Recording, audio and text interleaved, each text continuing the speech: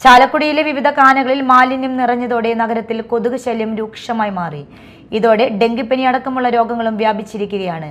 പകർച്ചവ്യാധി ഭീഷണിയിലാണ് നാട്ടുകാർ. മരുന്ന് തെളിച്ചും ഫോഗിംഗ് നടത്തിയും കൊതുക് ശല്യം ഒഴിവാക്കാൻ നഗരസഭ ആരോഗ്യ വിഭാഗം തയ്യാറാകുന്നില്ലെന്നാണ് നാട്ടുകാരുടെ ആക്ഷേപം.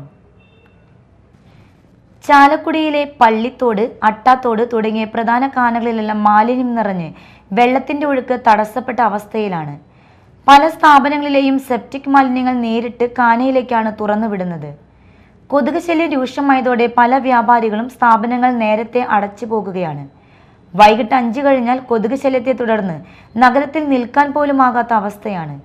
ആനമല ജംഗ്ഷനിൽ അട്ടാത്തോടിൽ മാംസാവശിഷ്ടങ്ങൾ അടക്കമുള്ള മാലിന്യങ്ങൾ കുമിഞ്ഞുകൂടിയിരിക്കുകയാണ്. സമീപത്തെ റെസ്റ്റോറൻറ്റിൽ നിന്നും മാലിന്യം നേരിട്ട് അട്ടാത്തോടിലേക്ക് ഒഴുക്കിവിടുന്നതെന്നാണ് പറയുന്നത്. തോടിന്റെ ഈ ഭാഗം എലികളുടെ കേന്ദ്രവുമായി മാറി. മാർക്കറ്റ് പരിസരത്ത് നിന്നും ഉത്ഭവിക്കുന്ന പള്ളിത്തോടിൽ മാർക്കറ്റിലെ അറിവ് മാലിന്യങ്ങളടക്കം നിറഞ്ഞിട്ടുണ്ട്. തോടിന്റെ പല ഭാഗത്തും മാലിന്യം നിറഞ്ഞ് ഒഴുക്ക് തടസ്സപ്പെടുകയാണ്. വെള്ളം കെട്ടിക്കിടുന്നിടത്ത് കൊതുക് ശല്യം രൂക്ഷമാണ്. സൗത്ത് ജംഗ്ഷനിൽ പുതിയതായി ആരംഭിച്ച റെസ്റ്റോറൻറ്റിൽ നിന്നുള്ള മാലിന്യം നേരിട്ട് കാനയിലേക്ക് ഒഴുക്കിവിടുന്നതായും ആരോപണമുണ്ട്.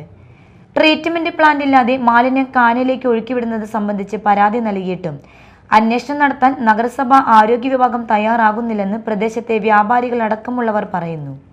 ഈ മാലിന്യം ഒഴുകിയെത്തുന്നത് മൂലം ഹൗസിംഗ് ബോർഡ് പ്രദേശത്തും കൊതുക് ശല്യം ദുർഗന്ധവും രൂക്ഷമായിരിക്കുകയാണ്. വ്യാപാര സ്ഥാപനങ്ങളിലും ഓഫീസുകളിലും കൊതുക് ശല്യത്തെ തുടർന്ന് ഇരിക്കാനാവാത്ത അവസ്ഥയാണിപ്പോൾ. മരുന്ന് തെളിച്ചും ഫോഗിംഗ് നടത്തിയും കൊതുക് ശല്യം ഒഴിവാക്കാൻ നഗരസഭ ആരോഗ്യ വിഭാഗം തയ്യാറാകുന്നില്ലെന്നാണ് നാട്ടുകാരുടെ ആക്ഷേപം. Media time, Chalakudy.